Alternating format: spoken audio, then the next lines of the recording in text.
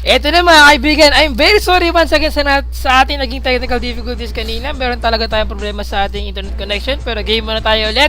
Let's see how Team MLE or Team MSI EvoGT will will redeem themselves sa laban nila against team ng MLE mga kaibigan. Looking at the score, 3-4 ang ating score ngayon, pero let's see, pag-usapan natin yung mga recap na nangyari kanina bago tayo mag-resume ulit ang ating game. Alright, MLE versus Team MSI EvoGT. Nagkaroon ng dragon fight. MLE took the first dragon of this game, yes, and they successfully got that dragon. Pero unfortunately, with the gang coming from Wukong, he killed Emily Hate dito and Trash as well. Actually, it wasn't really a dragon fight. Parang it just so happened that Manila Eagles were trying to do a sneaky dragon behind the backs of MSI, and MSI had no idea about this. And then Wukong decided to just visit the bottom lane, spotted, of course, Evelyn and Thresh in the dragon pit. Of course, Emily Hate was about to die already, was able to smite the dragon before going down, as Emily Coops used his burst damage using his 2 skills to burst down Evelyn and of course chase down Thresh. Of course, Marky, being the AD carry, went to help TG survive the damage coming from Marky, was not enough to save TG, and then of course, Marky was able to pick up a kill on Coops with his excellent ace in the hole. Yes mga kaibigan, pinanood namin kanina yung replay ng ace in the hole coming from Jana, and let's see nga kung pwede ba natin makita ulit ating mga players with the slow motion para malaman natin kung paano talaga nakuha ni Marky yung kill na yun for Wukong. Ayan. Eto mga kaibigan, tignan natin mabuti. This is the dragon team fight na nangyari kanina.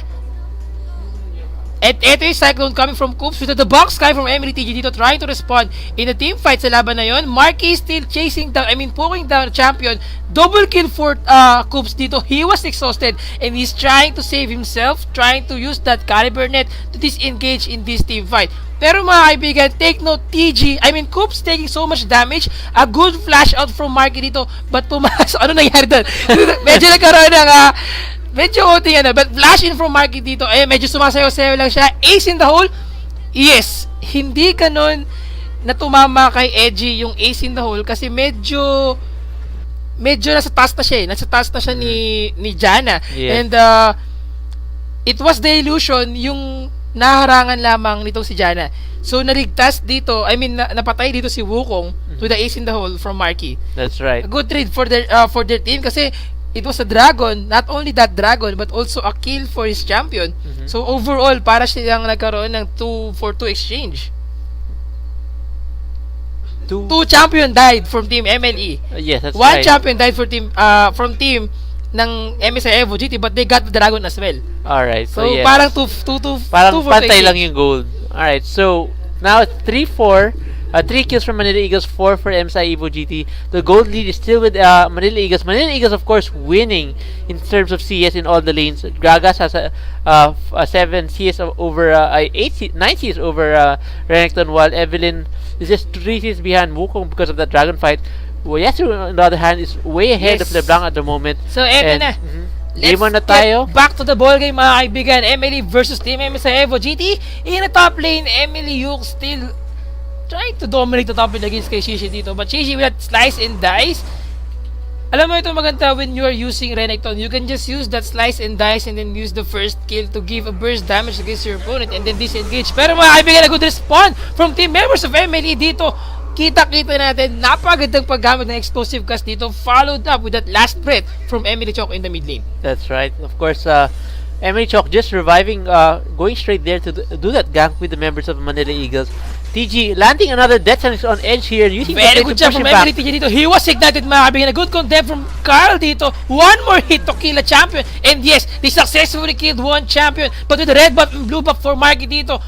And unfortunately, Carl with the final R successfully disengaged in the bottom lane. That's right. Alright, so on here still farming the minions here in the mid lane. Marky doing really well for himself so far, 3-0 and 0, 3 kills and no deaths, picking up a BF sword after that kill from the Wukong, giving him a lot more burst damage now again in the bottom lane, giving MSI Carl a much harder time here to see it here in the bottom lane. 5-4 ang ating score dito in favor of the Team Manila Eagles. Ang ating goal difference ay around 3K, and I'm looking forward sa performance ngayon ng Team MLE.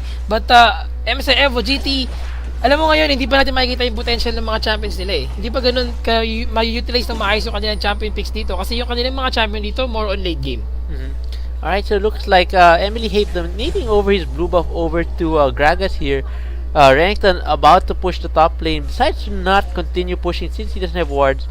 Playing a little bit careful here, as you can see here, he decides not to go back actually, and Gragas and Evelyn will attempt to gank him. In the bottom lane, Team MLE is being so much aggressive dito against team ng MSI EvoGT, knowing na Marky have that blue and red buff, which is giving him more advantage when it comes to poke damage, and he can just use yung kanyang built over caliber net dito against the point. Pero mga kaibigan, naghahanap bottom lane Cyclone mga kaibigan from Coops dito. The box been popped out by Tresh, but Emily Marky and Emily TG goes down in the bottom lane with the last hit coming from Coops in the bottom lane dito. But Emily still chasing down Shishi in the top lane. They have to disengage once again kasi medyo naging deep na yung kanilang pag-commit doon. Yes, actually, a slightly bad play coming from Manila Eagles, going very aggressive without being where the jungler of MSI is, and Emily Hate was in the top lane, so I didn't really see any reason why they had to be very aggressive in that. Oni here in the top lane trying to help Shishi gank the top lane. A stun guy from Shishi dito. Emily Hate taking so much damage. He was ignited, but he was about to go down. Only one more hit from Emily Hughes dito. He was ignited, and with that, dominance been popped out by Shishi dito. Emily Hate successfully disengaged in the top lane, and with that, it was a 1 for an exchange in favor of team ng Emily. Yes, alright, so Yuke's not anymore deciding to go head to head with Shishi since he still had the dominance up at that time. Of course, Shishi gonna have a hard time here since Yuke still has the blue buff on him, as you can see. He's actually using his normal attack to try to lower the HP of Shishi. Shishi may go back to base to pick up some items.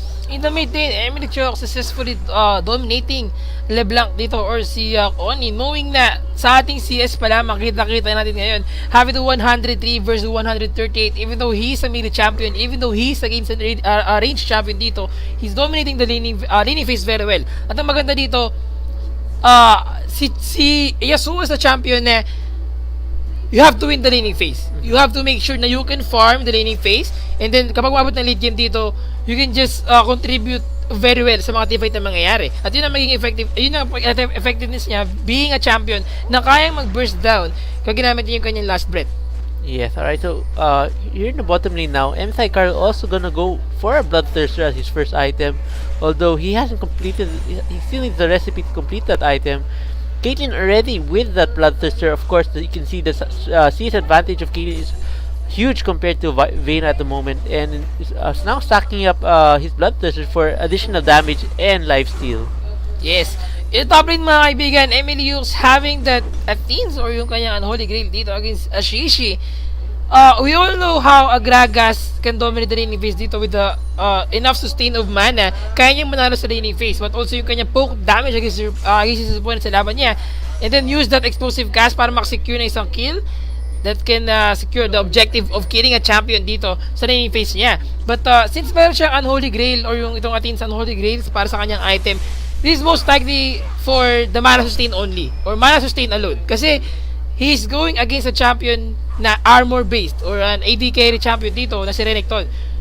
And with that item, meron siyang magic resist na passive. So kung di mo magagamit na maayos yung magic resist dito, you still have the mana regen with that 2 Fairy Charm para sa kanyang chalice dito. Pero mga kaibigan, nagkasalubong in a try-push si MSI EvoGT Shishi versus kay Emily Hughes. He was about to get the go down with that body slam, pero nag-miss itong body slam ni Emily Hughes. Yes, like you're talking about, the magic resist coming from the Athena Holy Grail would help him prevent some of the damage of the Renekton on the dominance. But other than that, everything else coming from Renekton will be physical damage. So, technically speaking, the Fury of the Sands of Death sentence mga kaibigan from TG dito. He got the life of Oni. But yet again, with that the box coming from Tresh, will he be able to secure another life? And yes, Goob's about to go down. Monsoon's been popped out. Edgy running for his life, pero hindi nila pinilit na chase down ang champion na to in the jungle. That's right. If you see here, the middle lane, the tower has been destroyed already. Yukes is actually there trying to looks like Emily will go for a second dragon in the game. Hate, of course, tanking the dragon once again. Marky picking up the dragon once for the team. Emily Chok pressuring the members of MSI GT here, forcing them to defend the second middle third here in the mid lane. Alam mo, ito mahirap, and you're using a Yasuo champion. Even though you are a champion na talagang magkikarry sa laban, you have to make sure na maganda yung mechanics mo being a Yasuo user. Kasi alam mo, Yasuo is a champion na sobrang lambot niya. Kapag nahuli siya ng any members from Team MSI EvoGT dito, sobrang bilis siyang mamamatay with the stun coming from Renekton, with the Ethereal Chain coming from LeBlanc dito, he will be silenced. Pero kapag nagawa niya ng paraan dito yung kanyang wind wall, they can secure the kill as well. Or sila pa yung mananalo sa laban nila against Team MSI EvoGT. That's right. Alright, Renekton finally completing his Spirit Visage to prevent a lot of that, or mitigate a lot of the damage coming from Emily Yux. Of course, Emily Yux probably will be building a Death Cap or probably a Zhonya's first. See Emily Chalk chasing Shishi here, using his passive shield to protect him from the damage. Emily deciding not to continue the chase since Dominus on the rank that can give him a lot of HP, and of course the tower could turn the fight in his favor. This time mga kaibigan, 7-6 na ang ating score. Dominus has been popped out by Shishi in the top lane, and I am looking forward on how Team MLE will make sure that they will get the first 3 turrets of this match. Kasi itong mahalaga eh. You have to make sure na meron kayong control sa mapa. You have to make sure na you will win the laning phase against your opponent. Pero mga kaibigan, take note, it's a 3 for 1 of ang ating turret destroyed ngayon. So 3 turret for Team MLE at 1 turret pa lamang sa Team MSI EvoGT. They're about to get the first turret in the mid lane dito. Explosive cast has been tapped out by Emily Yux in the mid lane, but that is only to disengage the members of MSI EvoGT. Makawiti naman ng Ethereal Chain si Emily dito with that magic resist. He's almost enough to tank the damage output from LeBlanc dito. And once again, Emily Chok pick up another kill. Emily Marky as well with that ace in the hole, getting the life of Coops. It's a double kill for his champion. It's a 3-for-1 exchange in favor of the team ng MLE. Yes, MCTG doing really good in this last team fight, catching several members with his hook and play as well. And now another hook, catching Shishi as he's dashing away. Looks like another kill for Manila Eagles here. Even a double kill. Double kill again for Marky here. TG dominating with the Texas game. Very good job coming from him. I thought there's a replay a while ago, pero nawala siya mga kaibigan yet again. It was an unofficial ace for team of MLE dito, and they're getting the third tier turret of this match to end this game. Mga kaibigan, an initiation from Coops dito with that one hit for Emily Hate. He goes down, and Emily Marky, mga kaibigan, pick up another kill in the mid lane. Tinamana death sentence si Oni dito with that play once again. MSI EvoGT Oni, binagsakan ng bariles mga kaibigan ni Gragas dito. Amonsoon has been tapped out by Carl in the mid lane, trying to disengage the members of MSI EvoGT. Tinamana ng illusion mga kaibigan ni Coops dito, but still, hindi nila dapat ipilit ang laban na to. They are against 4 champion na nakakagaling lamang sa Banes ng Team MSI EvoGT. Ayun, si Vayne pinatay si Draven na ward dun sa gitna right now, and looks like Manila Eagles deciding to back off and heal up in the base. Definitely Marky should be able to pick up a lot more items now after those several kills he picked up in the last few minutes. 7-1 and 3 for Caitlyn or Marky, deciding to complete his Phantom Dance and picking up a pickaxe as well. Alright, so Emily Yux here still in the mid lane defending stopping the push coming from the minions of MSI EvoGT. Of course, Shishi here also all alone trying to push here, being very aggressive here with of course he has the Spirit Visage and a Giant's Belt. Probably will be building a Sunfire Cape next to complete his tanky item build. Alright, so it's now 13 kills to 7 in favor of Manila Eagles. Manila Eagles picking up all the dragons of the game thus far, and Marky, of course, I think by now his Bloodthirster has already complete stack, so that basically gives him 100 attack damage and additional 6% lifesteal. A lot more compared to what MSI EvoGT Carl has on his just recently completed Bloodthirster, and decided to pick up a few more items. He probably will be building a Phantom Dancer next as well, similar to Caitlyn.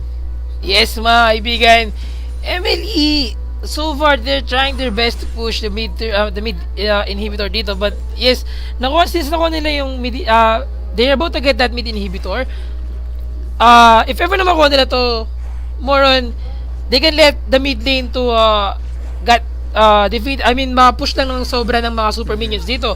But take note mga kaibigan, they still have the second tier turret in the top and in the bottom lane dito. So both lanes still having those second tier turrets, so magkakaroon dito ng chance for team ng MSI EvoGT to defend their turret. Pero napaganda pag death sentence mga kaibigan in the box as well. A flare has been popped out. Chok taking so much damage with that wind wall. Cyclone mga kaibigan, 4 champion of team. Emily dito got caught with that Cyclone, but MSI EvoGT Coops, he goes down. It's a 1-for-2 exchange in favor of Team Manila Eagles. Pero tuloy-tuloy pa rin ang palitan mga kaibigan. She takes so much damage. Peeled over almost enough with the haze in the hole. And yes, he pick up another kill. Balak pa sana ng harangan ni Oni, ngunit hindi siya enough to block that skill kasi possible na siya pang mahuli ng ace in the hole dito. It's a 3-for-1 exchange in total. I mean 4-for-1 exchange in total in favor of team ng MLE. Yeah, so here's a replay of the last team fight here. As you can see, explosive gas coming from Yux here. A nice death coming from TG, catching one of the members. Emily Chok getting left behind in the back, in the front of the team fight, dropping his wind wall, not blocking any of the spells. Of course, Coops coming here with his Cyclone here, knocking up almost the members of Manila Eagles. Emily Chok going down to Renekton here. Of course, MSI Coops not surviving that. Shishi picking up the kill, including picking up the kill on the support of MSI. Shishi trying to escape here, doing as much damage as he can to Marky, realizing not having enough damage to finish up the job, tries to slice and dice away, and then Marky following up with the 90 with a Piltover Peacemaker, decides to use his ace in the hole to pick up the last kill. Yes, like what we've seen kanina, an attempt block from MSI EvoGT dito or Oni to at least save Shishi in that time, pero unfortunately hindi niya pinilit na harangin to. Look at the score, 16-8 habang nagkakaroon tayo ng discussion sa ating replay kanina. Nakuha ng Team MSI EvoGT, ng Team Manila Eagles ang third dragon in this game sa laban nila versus the team ng MSI EvoGT.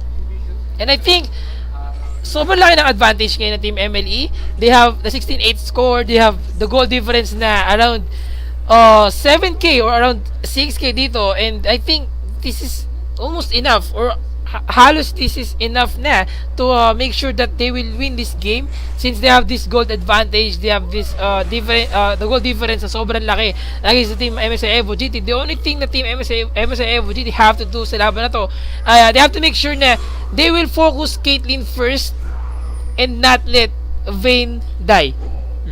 That's right. Actually, what happened there was Shishi chased Yasu there instead of Marky.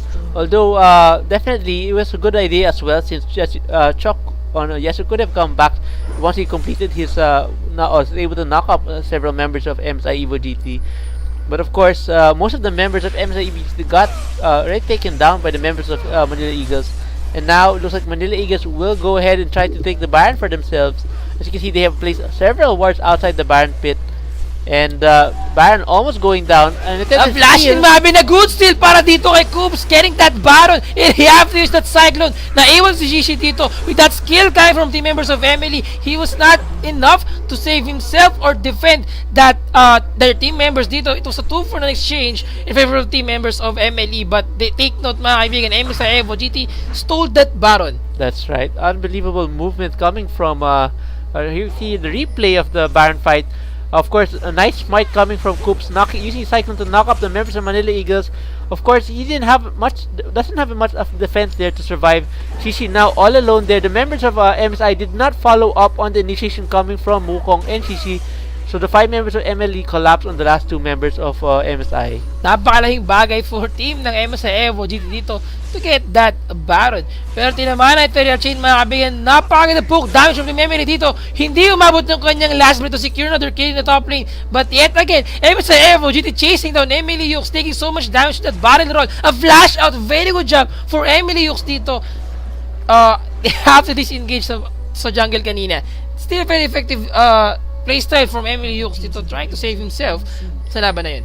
Yes. So, even though tinry nila kanina na mapigilan itong si Yux, I think MSI EvoGT at this point of time, 18-9 ang ating score. Napakalaki pa rin ang ating goal difference sa laban na to. That's right. I feel like the reason why they won that was because they still had the Baron buff, and of course, the additional damage was enough to burst down Yasu before he could activate his last breath. So now we can see here Emily Hate getting spotted by Oni here. Oni and Hate going 1-on-1. Radiant's Omen coming from Hate to slow down Oni. Oni with his confused between which one's the real champion. Yes, napakasakit mga kaibigan for Emily. I mean, MSI EvoGT. Oni dito, magpa-farm lamang siya sana ng golem, pero nagulat siya sa kanya nakita merong Evelyn doon. And unfortunately, nag-cooldown yung kanyang distortion. So, hindi niya nagamit yung kanyang distortion pabalik, mga kaibigan. Wow. Very good job Nice save. lantern again from TG. From TG dito. That use of that dark passage, mga kaibigan, na hanip buhay ni EG dito. Emily Chok verse 3, champion of team MSI EvoGT. Napakaganda pag-block ng condemn na yun. And the flash out as well. They are chasing two members of team Manila Eagles dito sa laban na to. MLE still chasing. Wukong Coops got caught with that death sentence. And the last hit from Emily Markey in the bottom lane, pushing that third tier turret dito sa bottom lane. That's right. So another excellent hook coming from TG at the very end of that hook coming from him. Another play coming from TG, making those plays for Marky right now. Dominus has been popped out, mga kaibigan. The box as well has been popped out by TG dito. They're getting the life of EG with that monsoon. Natulak si Emily Chok. A flashing from TG dito using that play. A zone niya, mga kaibigan, from TG dito in this team fight. And yes, they pick up TG. And one more hit. Hindi na naman nabalak ang ace in the hole dito. And I'm thinking na medyo nagtutroll ang team MSI EvoGT dito.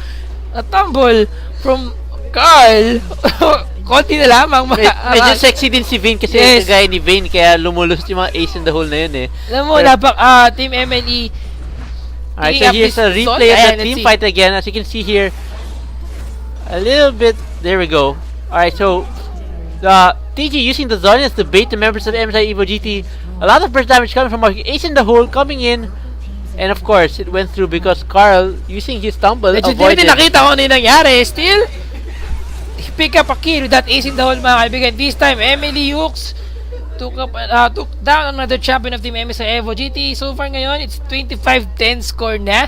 10 seconds left bago mabuhay ang 4th dragon of this match. Yeah, actually, I feel like Manila Eagles can definitely close out this game. There's these need to group together. As you can see, Marky going back to base to complete his item build. Infinity Edge, Blood Sizzler, Phantom Death, and Last Whisper, and picks up a Nega Shot just for some protection against the LeBlanc, of course. And as soon as he joins the team, I feel like they should be able to end this game already. Right here, Emily Chok just bullying the members of MSI, using his full combo onto MSI. Hindi niya makita, mga kaibigan, ng dark passage dito. Pero dahil doon, sobrang lapit na lamang. He have to use a twin ball. And yes, he pick up another kill. One more hit to get the double kill. But naharangan siya ng Shishi dito. He takes so much damage to the Dominus damage output. Also yung Sunfire Cape from Shishi in that team fight. It was a 2-for-1 exchange in favor of team na MSI EvoGT. Yes, Edge escaping that with about 200 HP here. Hate picking up the dragon again for his team. Now the goal comes from the dragons a lot more from previously, since already 30 minutes into the game. Both Caitlyn and Evan going back to base. MSI EvoGT right now doing everything they can to defend their base from the super minions that are collapsing here in the mid lane and the bottom lane as well. The only outer, they only have one. They actually don't have any more outer base turrets. All they have is one inhibitor in the top lane and the Nexus turret. So yeah, as long as Manila Eagles could do another good team fight, they should be able to end this game without any problems. Yes, mga kaibigan, 26-12 ang ating score. And alas na parang ng ating goal difference. Unti-unti nag-snowball ang team members of MLA dito. But at this point of time, I think, even though nahihirapan ang team na MSI EvoGT dito, Jay, anong pwede mong masuggest sa team MSI EvoGT to at least secure another, or they can at least win this game against team ng MLE? So far ngayon, ang laki ng gap nila, ang laki ng goal difference, ang laki ng kill advantage ng team MLE dito against the team na MSI EvoGT. Ano sa tingin mo dapat gawin dito ng MSI EvoGT? 3 inhibitor or 2 inhibitor goes down, pero sila lang natitira sa kanila. That's right. So Yuke's actually catching LeBlanc here with his ultimate, bursting her down. Of course, Emily Hate and Evelyn try to engage the 3 members of MSI here. Manila Eagles just too strong right now for MSI to handle on a fair team fight. As you can see, members of Manila Eagles are basically diving. A triple kill coming from Marky, using that ace in the hole to pick up the last kill on into Vayne here. Coop doing his best to slow down Manila Eagles, ending out the game. Marky escaping the last tower shot to kill himself, and it looks like Manila Eagles will win the game. Finally, mga kaibigan, Team MLE secured the win for the team against the team ng MSI EvoGT. This is the first game of today. This is the first game of the day, mga kaibigan. MSI EvoGT versus Team Manila Eagles. Manila Eagles won the first game. Let's talk about how how the team MLE win this game against team na MSI EvoGT? Well, basically, I feel like the greatest strength coming from Manila Eagles, of course, the bottom lane. As you can see, Marky going 16-1-9 and PG going 0-4-19. Although Marky did a really good job on his Caitlyn, I'd have to give props to TG being very excellent on that support thresh, catching almost multiple times members of MSI with those death sentences and also flaying the members of MSI with precision. Now, of course, Emily Yuk's also doing pretty well in the top lane, never dying actually, going 5-0-12. Emily Hate also contributing a lot in the team fight. As you can see here, he has 14 assists, and Emily Chalk with pretty decent stats as well. On the side of MSI, rather, we've got Renekton here, 273, having a hard time, of course, against Emily Yuk's. Of course, there were a few times that he was able to pick up a few kills with the help of his teammates, but it just wasn't enough for them to win the game. Yes, very good job for team ng MLE winning this game against team ng MSI EvoGT. First of all, I would give credits para dito kay MLE being the top lane. Picking that first item for the Zonya or itong, actually hindi niya nirekta ng Zonya. Seeker's arm guard lamang for his armor.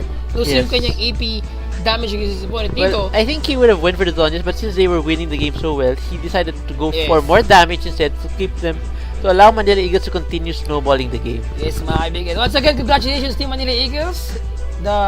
Meron silang first win sa laban na to against team ng MSI EvoGT. Kapag nanalo ulit sila mamaya sa laban nila team ng MSI EvoGT, let's see kung magkakaroon tayo ng next game pa or possible naman postpone natin yung laban natin ngayon for the MSI EvoGT versus team ng MLE. Medyo nagkakaroon tayo ng internet connection at mahirap mag-reach ng laban.